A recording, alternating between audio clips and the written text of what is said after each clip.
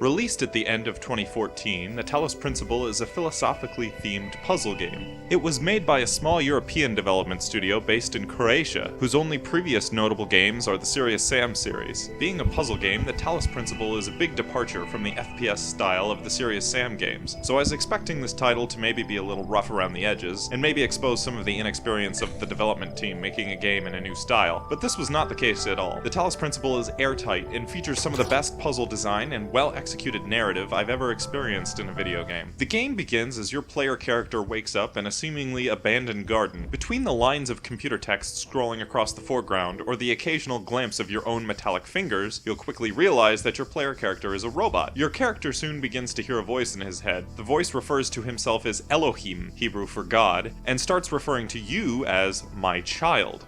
Behold, child, you are risen from the dust, and you walk in my garden.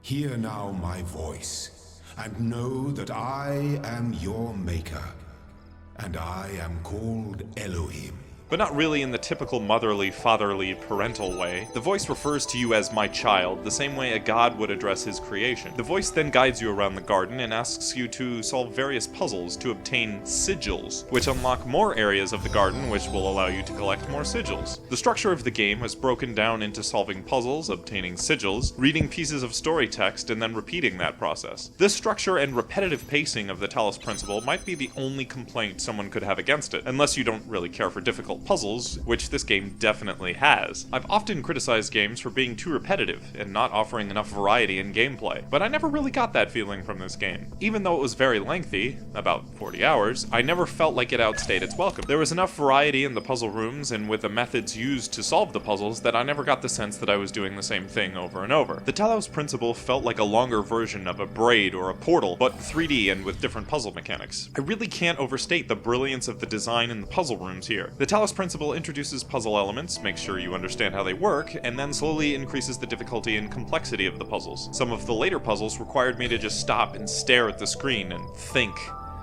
I love when games can get me to do that. I was totally blown away by the superb puzzle design and the amazing presentation of the story. There's so much of the story I don't want to reveal for fear of spoilers, but exploring the island and finally uncovering its secrets was really rewarding. The Talos Principle is everything I want in a video game. I would highly recommend it to fans of puzzle games or people who appreciate excellent game design.